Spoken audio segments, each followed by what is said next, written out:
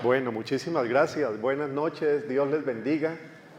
Y una alegría estar aquí en el Inca otra vez. La cruz sigue igual de bonita y de grande. Yo veía algo más grande, pero me dicen no, sigue siendo lo mismo. Pero lo veo, no sé qué cambió. Yo creo que las que cambiaron fueron ustedes. Su sonrisa, su cariño, que siempre me alegra recibirlo aquí en el Ecuador.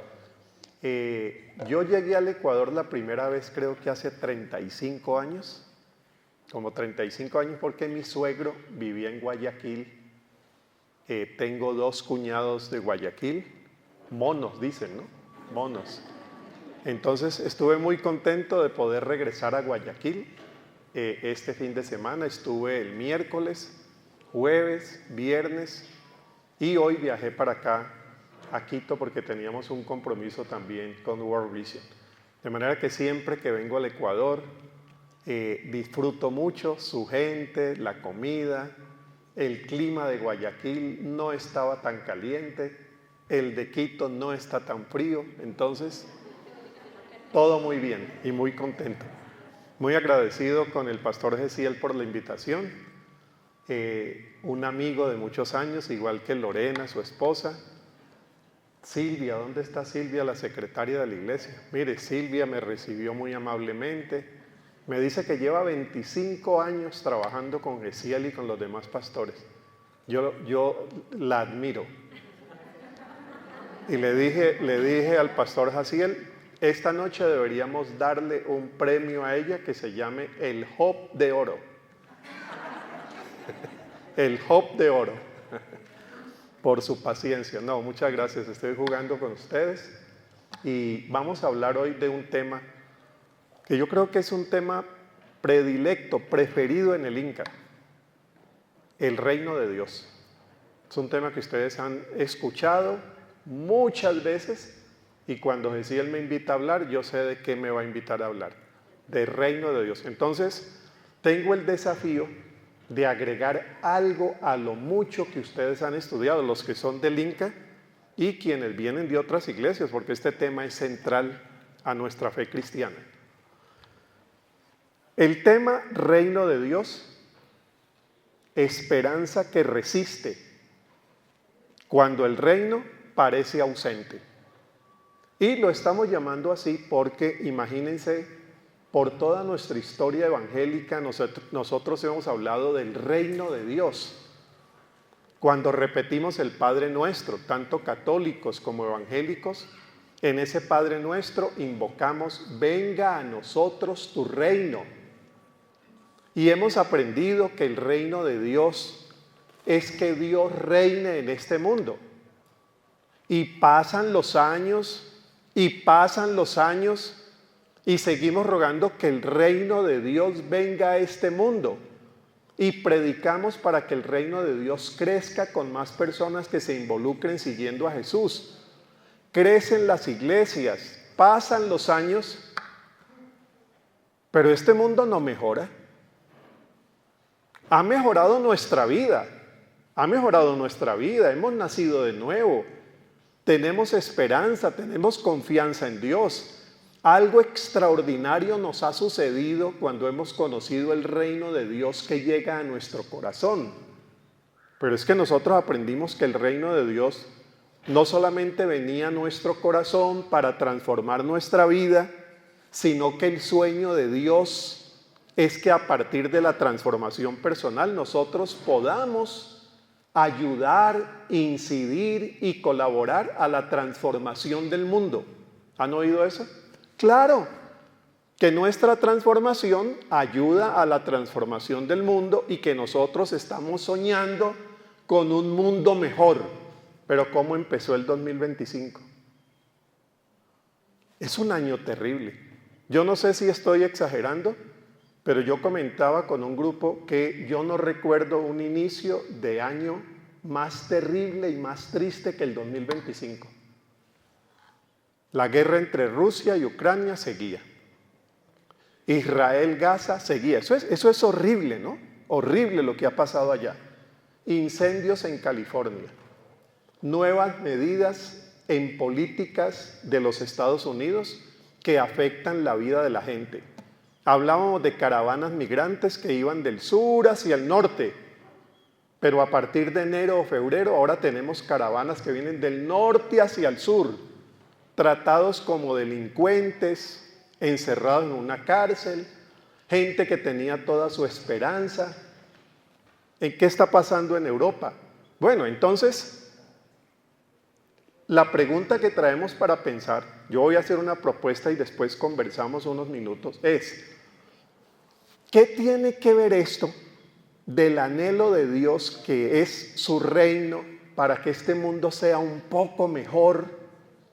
Miren el Padre Nuestro, que haya pan para todos, que haya perdón, que haya reconciliación. Y pasan los años y encontramos es un mundo fracturado, dividido, una América Latina desigual, violenta. Ahí viene la pregunta, ¿cómo resolvemos las personas creyentes ese anhelo que no se cumple? Esto no es nuevo. Si usted lee algunas cartas del Segundo Testamento, se va a encontrar que esa primera comunidad cristiana pensaba que ya Cristo iba a venir. ¿Han leído Primera de Tesalonicenses y Segunda de Tesalonicenses? El primer escrito del Segundo Testamento es Primera de Tesalonicenses. Se escribe antes de los evangelios. Entonces, ellos, como han oído hablar del reino de Dios, ellos están asumiendo que el reino de Dios ya va a venir. Son textos que dicen el reino está a la vuelta y ya Cristo va a regresar. No, pero les pasaban también los años. Y después de Primera de Tesalonicenses el mundo se puso peor. Vino la caída de Jerusalén, destruyen el templo. ¿Usted se imagina la confusión de esos creyentes diciendo, pero qué es lo que está pasando aquí? Si Cristo dijo que después de una generación y Pablo agregó algo más y no está pasando nada. Algunos, aprovechándose del anhelo del reino, dejaron de trabajar porque el reino ya venía. Entonces, como allá no habrá llanto, ni dolor, ni jefe, ni salario, pues vamos dejando de trabajar de una vez. Entonces Pablo dice, el que no trabaja, que no coma. No exagere. Ya pasó una generación y nosotros vemos que aquí seguimos anhelando el reino.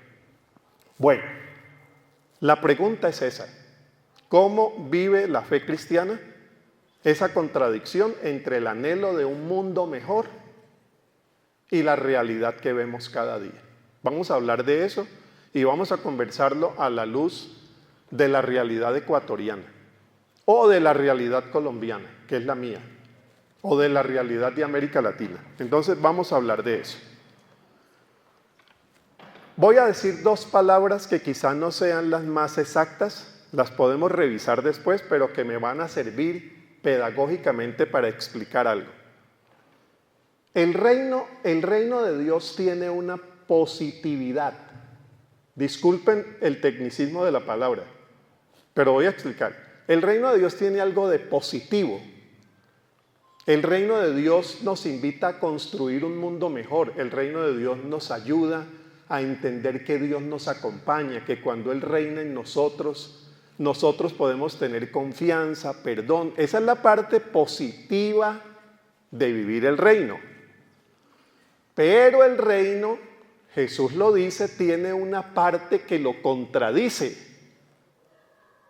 Si este es el reino, ¿cómo llamamos a aquella realidad que contradice el reino? Lo opuesto al reino, ¿qué sería? Mire, está fácil. Entonces yo, para hacer más atractiva la conversación, le pongo lo positivo, reino. Lo antirreino, negativo. La positividad y la negatividad del reino. ¿Dónde nos hacemos problema con esas dos realidades? En que a veces acentuamos tanto el reino que olvidamos el antirreino. Y el antirreino es tan real como el anhelo de reino. Vamos a ver algunos versículos donde se habla de esa segunda parte. Me parece a mí que en la tradición evangélica hemos hablado más del primer aspecto, la expansión del reino, el crecimiento del reino, el reino que llega a nosotros, la alegría del reino. Pero los evangélicos no tenemos una teología muy desarrollada en cuanto al antirreino. ¿Cómo es que funciona el antirreino?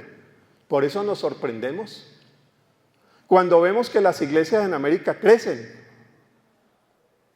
pero que al continente le va cada vez peor. Claro, es que hay una realidad que también convive con el reino. En estos días recibí una visita muy emocional para mí, que fue tener en mi casa una semana, Marilú y yo, mi esposa, al pastor con el cual yo recibí al Señor. Yo fui discipulado. Eso hace, ¿cuánto creen? 50. No, 70 tampoco. 70 el pastor Gesiel, que estuvo en el último viaje misionero con Pablo. Mire, 50. Yo llegué siendo un jovencito, un adolescente. Entonces en ese tiempo en Colombia éramos el 1.8% de evangélicos. Nada. Yo creo que menos.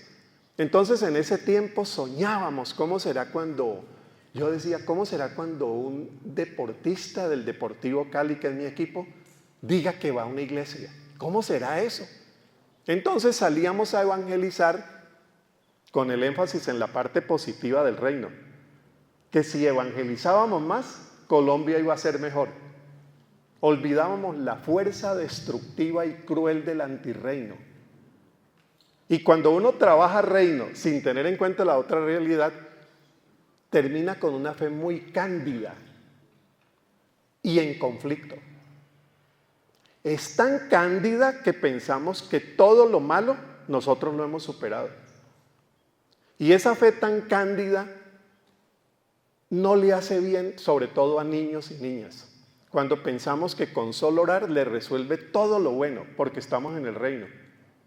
Pero el niño o la niña, cuando se encuentran con la otra realidad, que al papá lo matan, porque estamos viviendo esa realidad, ¿cierto? No logra elaborar por qué. Una señora en Colombia me decía hace poco, murió mi esposo.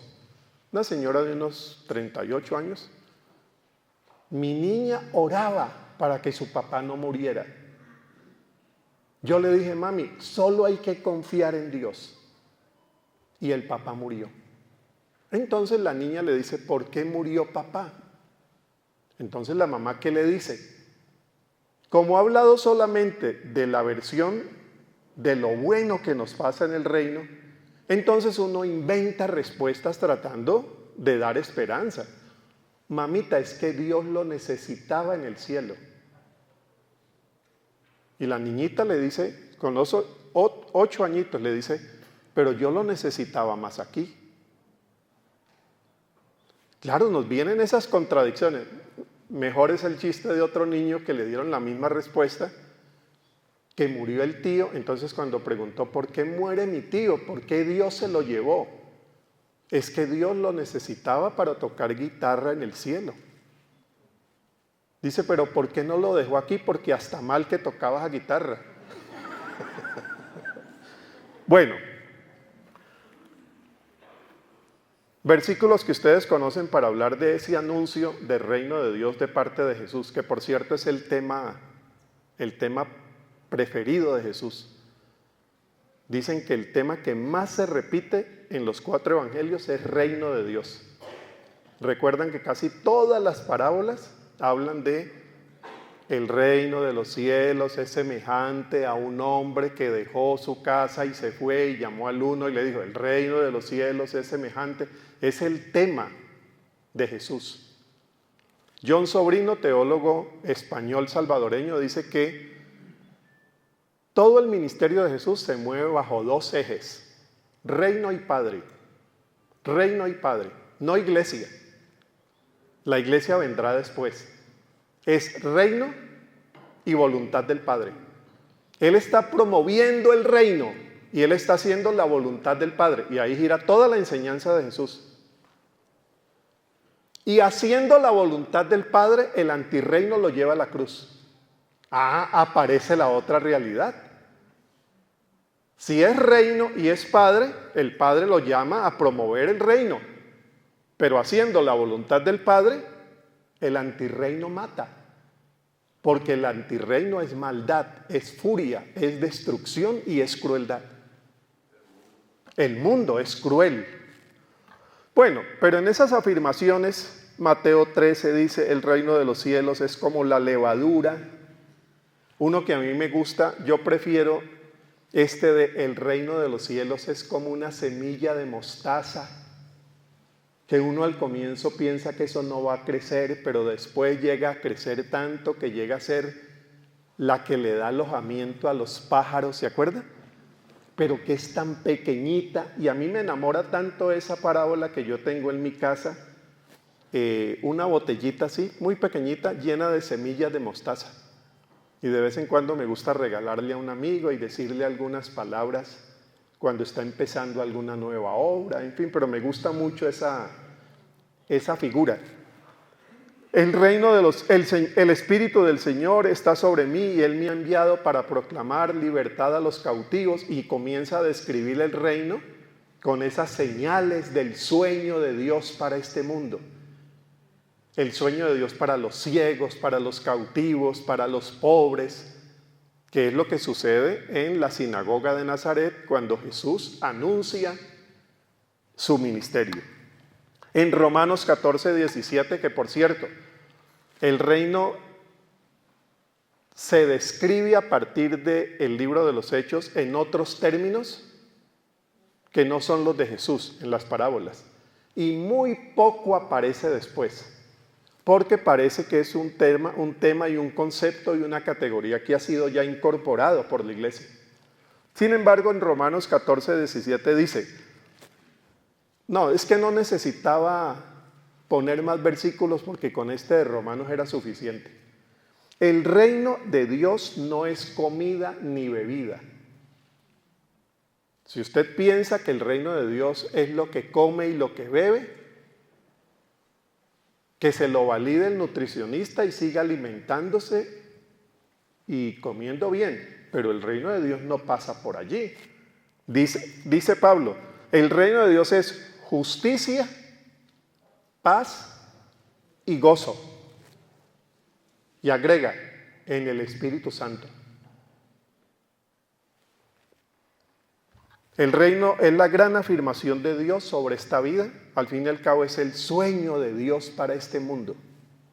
El reino de Dios es eso. El reino de Dios es lo que Dios sueña para este mundo. Aquí cuando existía el Consejo Latinoamericano de Iglesias, el CLAI, ellos tenían unos folletos para enseñar lecciones bíblicas y doctrina a la niñez.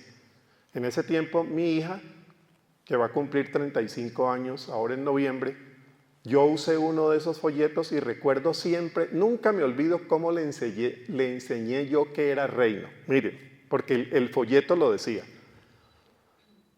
Dibuje el mundo que Dios quiere.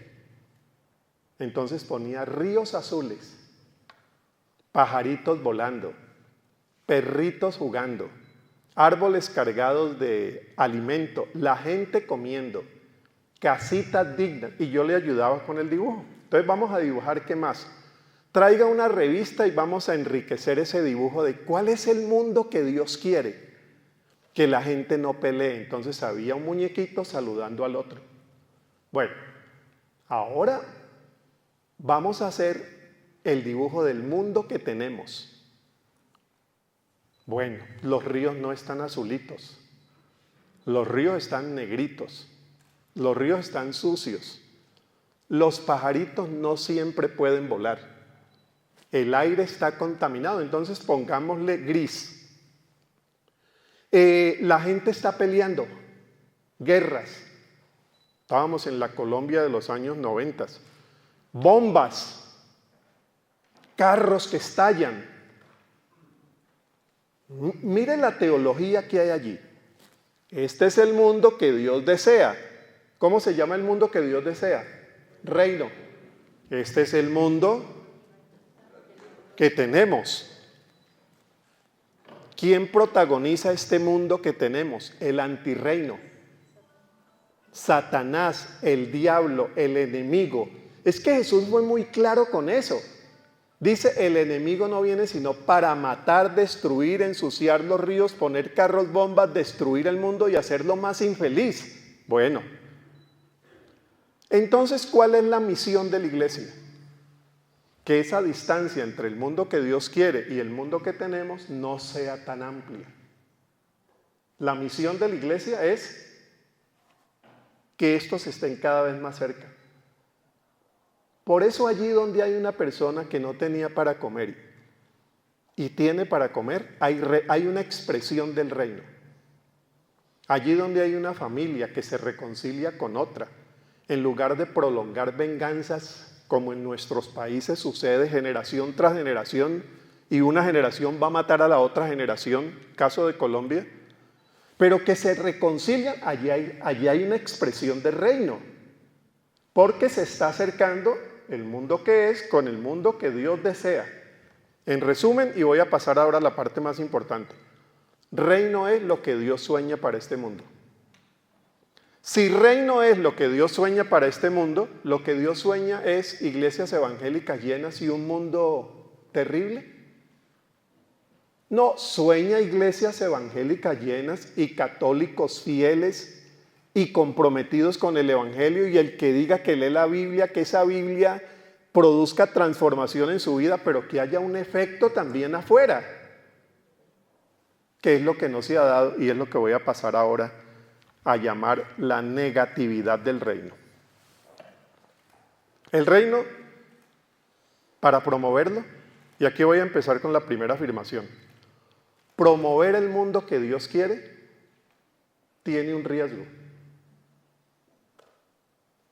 Ese riesgo, sobre todo en el movimiento evangélico, no lo hemos tenido en cuenta. Nosotros pensamos que promover el reino es un asunto siempre feliz de cantar himnos, cantar coros y tocar guitarra, pero que eso no estorba a nadie, ni nadie nos va a poner en dificultad porque nosotros estemos haciendo algo bueno. Entonces no hemos contemplado la dimensión del riesgo. Buscar justicia en el mundo, ¿usted cree que hoy no es correr un riesgo? Buscar justicia en el mundo es asumir un riesgo. Proclamar paz en este mundo tiene un riesgo. Acabamos de graduar 63 personas en Guayaquil como protectores de la niñez, y algunas de las personas allí estaban diciendo, pero esto tiene un riesgo, porque estas bandas narcotraficantes lo que quieren es capturar niños y la protección los está tratando de separar de eso. Tengan cuidado porque, mire, allá aparece la otra faceta del reino que a nosotros a veces se nos olvida, y por olvidarla terminamos en una promoción del reino bastante cándida. Es la palabra con la que me voy a quedar. Mateo 10:22. A ver si Jesús habló de eso, del riesgo y de la conflictividad. El término conflictividad nos va a ayudar también. Mateo 10:22. Seréis aborrecidos por todos por causa de mi nombre. Seréis aborrecidos. Y no se trata solamente de persecución religiosa, porque nosotros pensamos que el único riesgo es la persecución religiosa. No, es la búsqueda de justicia, es la búsqueda de bien. Metámonos a defender, por ejemplo, minería a cielo abierto, porque alguna iglesia piensa que la creación hay que cuidarla y que ese tipo de minería destruye la creación, o métase con otros temas que son lindísimos en ese enfoque de cuidado de la creación. Bueno, pues eso es lindo, pero ¿eso tiene un riesgo? Sí, porque ya hay unos intereses y quienes están buscando que suceda lo contrario, atacan. Y despierta la furia del antirreino. Lucas 9:23 dice, si alguno quiere venir en pos de mí, niéguese a sí mismo. Pero mire los términos con los que Jesús está hablando. Tema del antirreino. Tome la cruz y sígame. ¿Y sígame en qué? Pues en el destino que él tuvo. Finalmente él, como decimos en algunos lugares, se la jugó por el reino. Y jugándosela por el reino, le pasa lo que le pasa. Y siempre que hablaba de ese tema, del riesgo y que esto iba a terminar mal, ¿recuerdan cómo respondían los discípulos? O no creían o le advertían para que eso no fuera a pasar. Quizá la ocasión más vistosa es aquella cuando Jesús habla del tema. Mire, esto va a terminar mal porque es que anunciar lo que yo estoy anunciando y de la manera como yo lo estoy anunciando y entrando en conflicto con el templo y con los que se creían dueños de Dios, esto me va a traer un problema. Entonces Pedro le dice, nunca tal cosa te acontezca. Porque en la versión de Pedro, que representa muy bien la versión de los discípulos, el reino debe promoverse sin que nada riesgo pase, sin que ningún riesgo suceda. Entonces cuando Pedro le dice eso a Jesús, ¿qué le dice Jesús? Apártate de mí, Satanás. Apártate de mí, Satanás. O también tenía palabras muy fuertes cuando ellos confundían reino de Dios con populismo religioso, multitudes que lo seguían, o convertirlo en rey, ¿se acuerda? Esa era la idea que tenían ellos. Y Jesús iba a otro capítulo diciéndoles, no, esto corre su riesgo y esto me va a pasar, pero ellos no logran, mejor dicho, no quieren entender esa dimensión de antirreino que él venía trayendo. Si el mundo os aborrece, Juan 15, si el mundo os aborrece, sabed que a mí me ha aborrecido antes que a vosotros. Y versículos hay muchísimos. En el mundo tendréis aflicción, pero confiad, porque esto de anunciar reino es confiando, es confiando. Bienaventurados los perseguidos por causa de la justicia, otro versículo que recordamos muy bien porque está en el Sermón de la Montaña. Bienaventurados los perseguidos por causa de la justicia, porque de ellos es el reino de los cielos. Ser testigo del reino, entonces, es asumir un riesgo.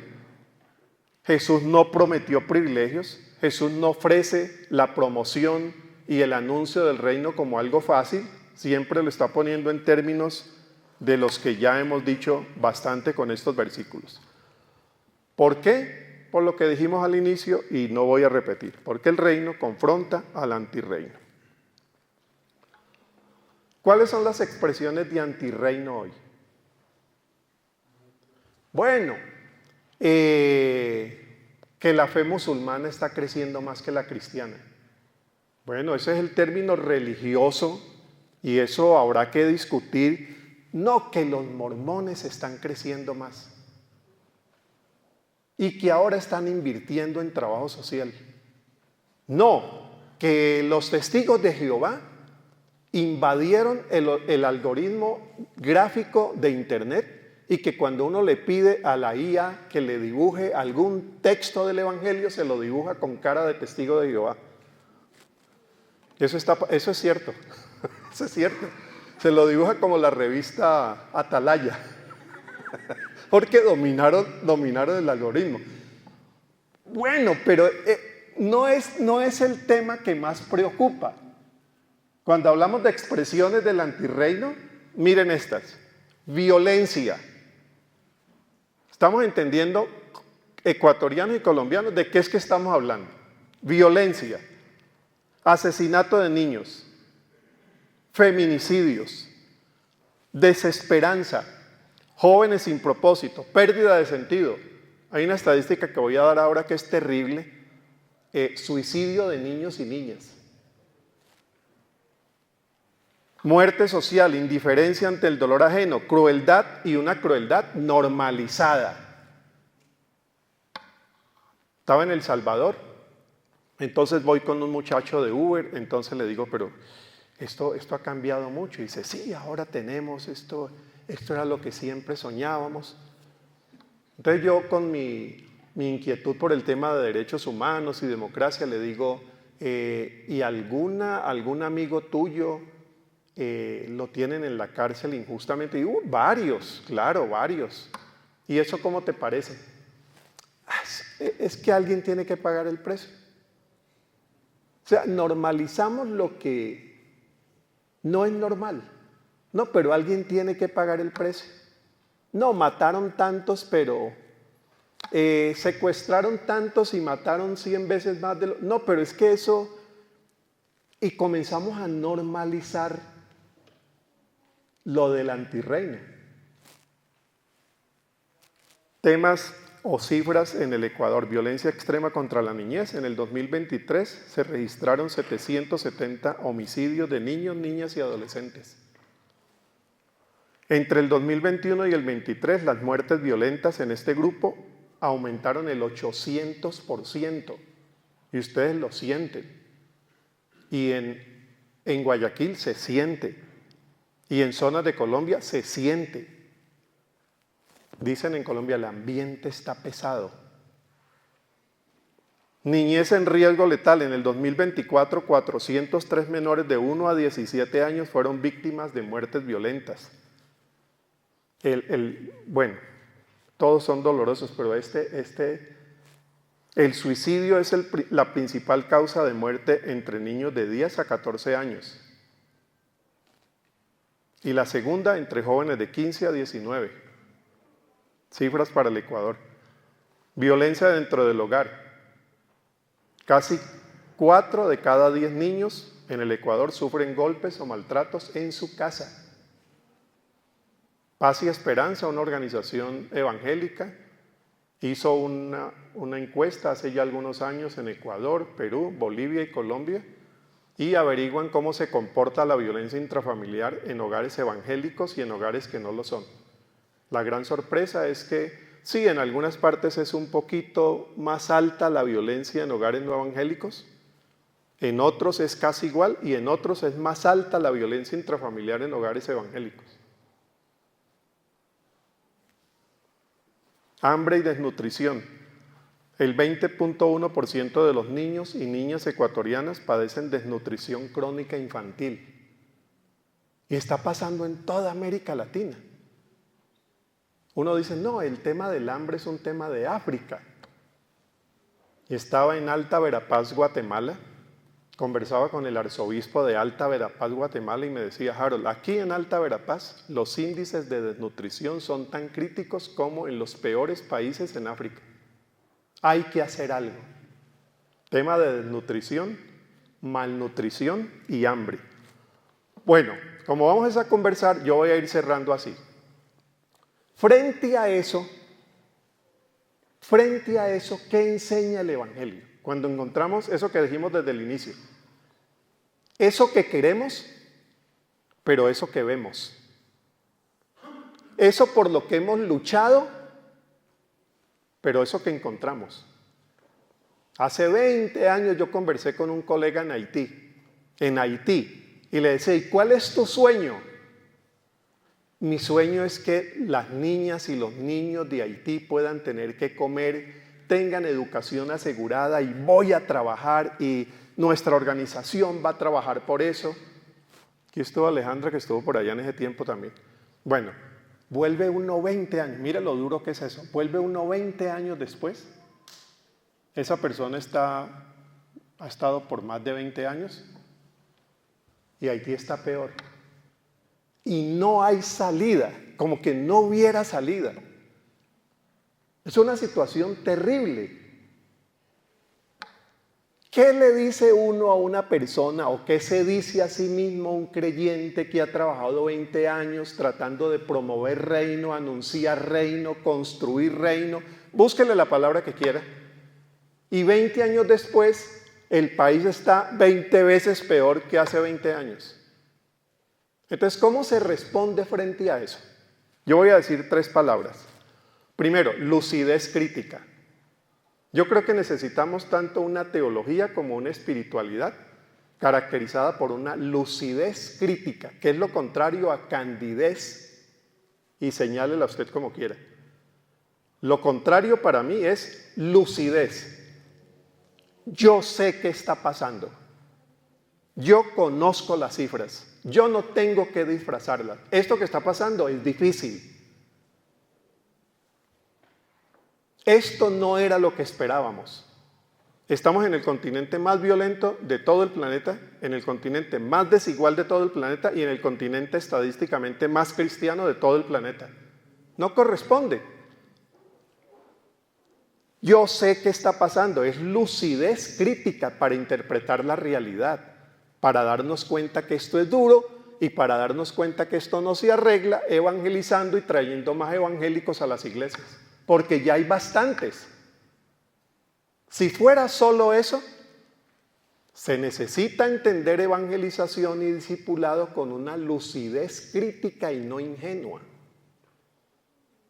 Quizá profundizar un poquito más teología del pecado, teología del mal, que ha sido muy débil en ONGs evangélicas. Teología del mal ha sido muy débil y quizá por eso la incidencia política es bastante diplomática, pero poco arriesgada. Una vez alguien con ya mucha confianza me dice, Harold, una persona católica, me dice, ¿y cuántos mártires ha tenido la iglesia evangélica que luchan por la justicia en los últimos 30 años? Y los hay.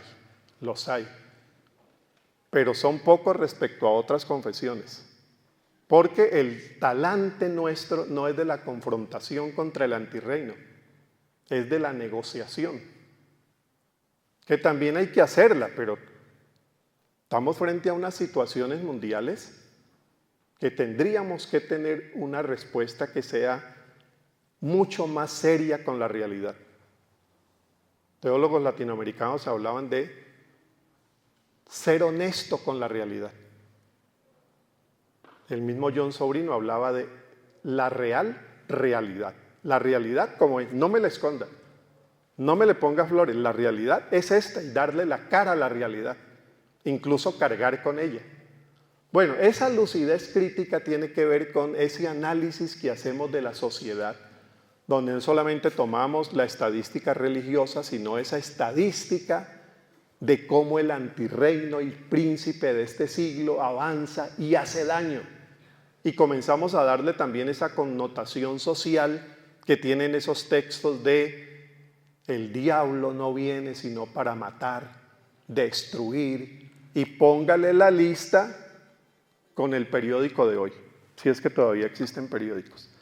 Segundo, ese se deriva muy fácil de lo que he dicho hasta ahora, valentía profética. Sí, hay que correr unos riesgos, a veces mínimos, a veces grandes, hay que correr unos riesgos. La valentía es, valor cristiano. Sí, es un valor cristiano. Y Jesús una y otra vez está infundiendo en sus discípulos la necesidad de valentía, porque sin valentía la promoción del reino va a ser muy difícil. Evangelizar a otra persona puede ser más fácil. Luchar para que haya un mundo más digno para la niñez, hogares donde no se estén viviendo esos grados de violencia intrafamiliar, abuso, pedofilia. Y a veces ni lo mínimo somos capaces de enfrentarlo. Que la pedofilia, sí, la pedofilia está pasando allá al otro lado de la iglesia evangélica, pero los casos de abuso en las iglesias nuestras. ¿Y qué hay que hacer frente al abuso? Todavía la gente se pregunta, mire la mínima conciencia que tenemos de valor profético. Ni siquiera nos atrevemos a denunciar. Estando en Perú me dicen, Harold, aquí hay un tema, estábamos en un grupo y me dicen, aquí hay un caso muy reciente de un pastor que tenía un ministerio de asistencia para niños, varoncitos, y está denunciado porque efectivamente abusaba de ellos. Sí, lamentable. No, pero tenemos una pregunta, ¿se debe denunciar? Pero mire, es que ahí tenemos un asunto muy serio en el en la pastoral evangélica. Nosotros le tenemos a veces más miedo al escándalo que al delito. Y se confunde delito con pecado. No, es que el pecado Dios lo perdona. Sí, el delito, sí, también, pero el delito se denuncia. Y cuando estamos hablando de abuso, de violencia intrafamiliar, eso es delito. Y el delito se denuncia. Y la denuncia tiene un riesgo. Para que no nos metamos pues con los mineros y toda esa cuestión allá, no, poniéndola así a nivel familiar. Abuelitas evangélicas que saben que el abuelo abusa del nieto y no dice nada.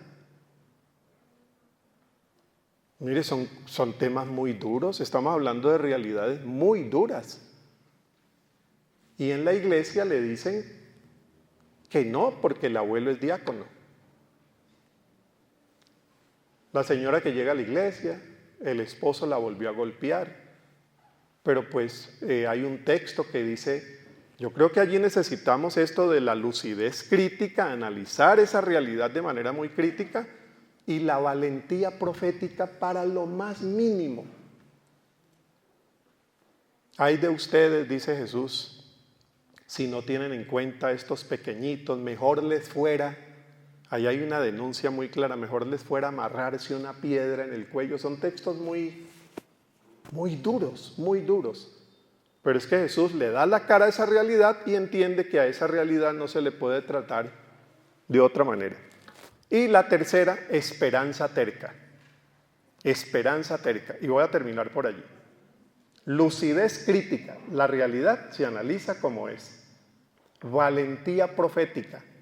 Hay que asumirla si queremos promover justicia, paz, reconciliación, dignidad, igualdad y esperanza terca.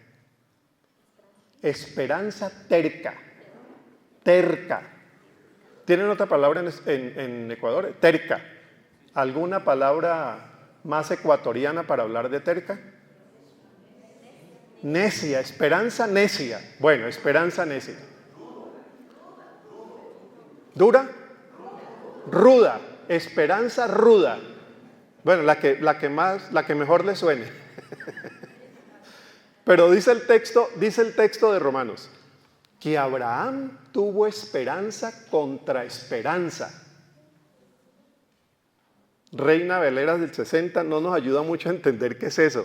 Hay otras versiones que la interpretan y nos ayudan a entenderla. Abraham tuvo esperanza cuando no había por qué tener esperanza. ¿Quién tiene esperanza frente a las cifras que estamos diciendo? La gente tiende a perder la esperanza. Ya aquí no hay por quién votar. Ya aquí no hay por quién creer. Y la desesperanza va de la punta a punta del sur del continente hasta bien arriba de México. No hablo más arriba, hasta México, quedémonos.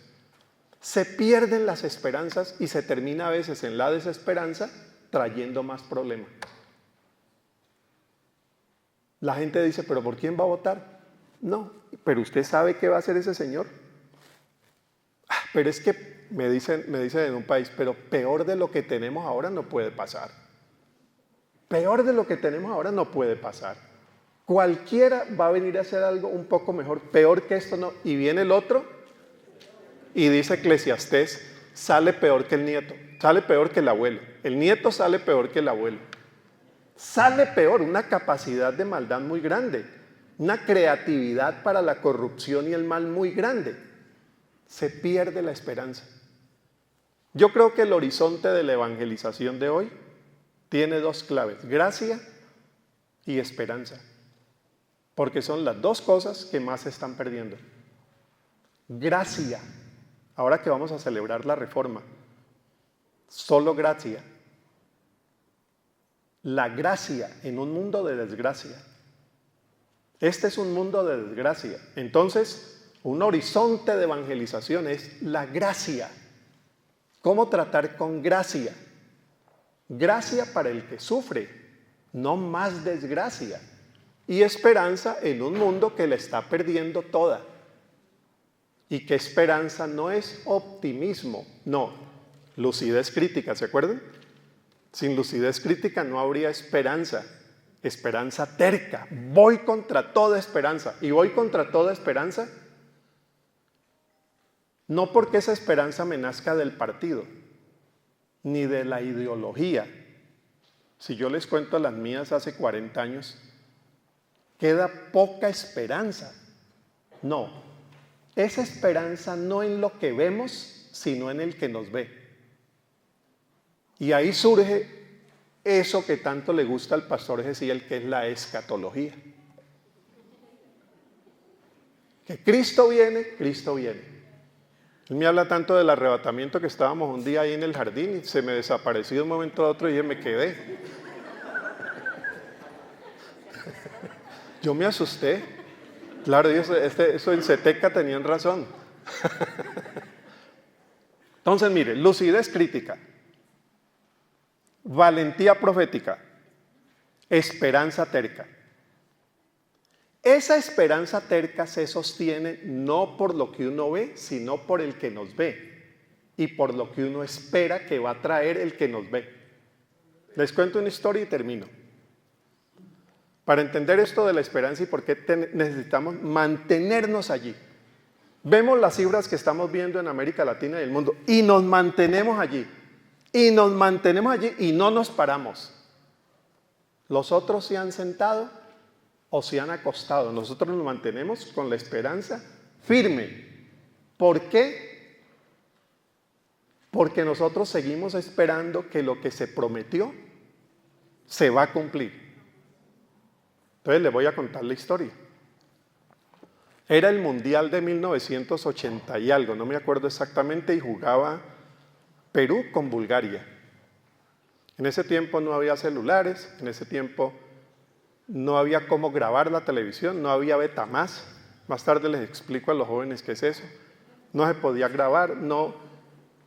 Y yo no podía ver el partido, porque la diferencia de hora, yo estaba en el colegio y no podía. Sí, estaba en el colegio.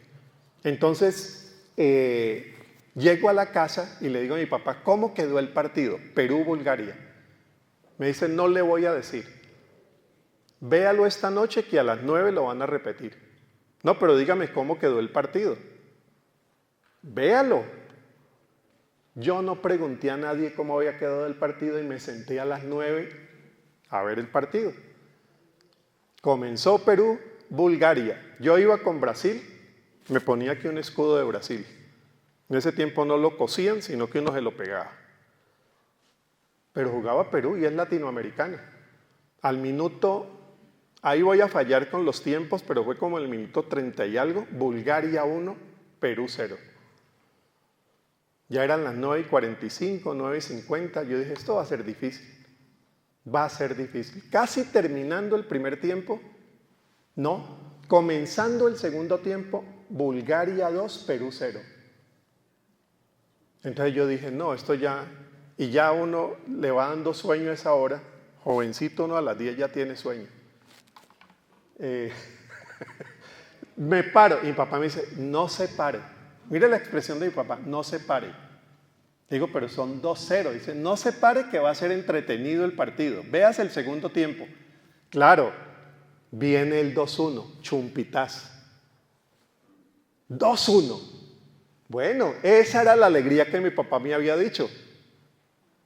No, como en el minuto 30 del segundo tiempo, Perú 2, Bulgaria 2.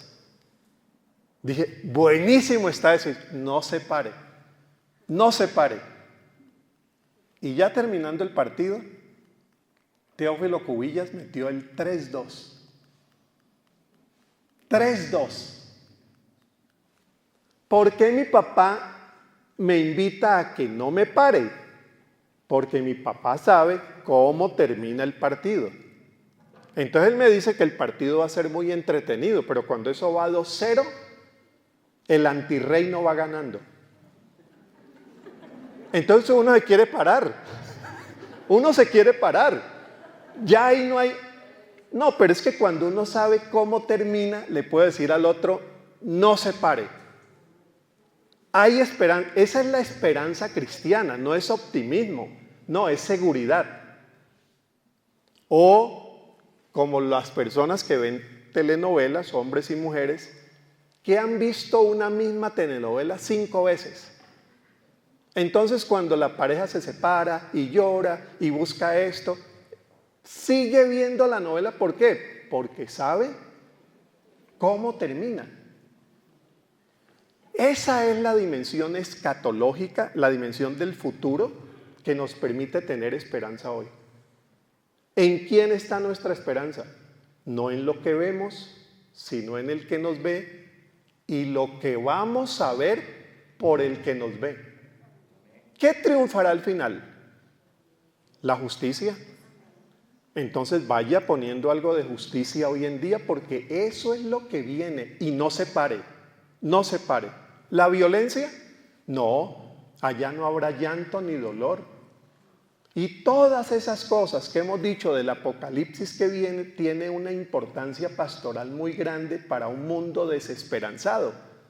Porque si yo sé que eso termina 3-2, yo no me paro. Y nosotros no nos paramos. Seguimos luchando por un Ecuador mejor. Seguimos luchando por justicia, por dignidad para niños, por respeto para hombres y para mujeres, por hogares que saben tolerarse, respetarse, dialogar. Y no nos paramos porque sabemos cómo va a terminar el partido. Y así sea.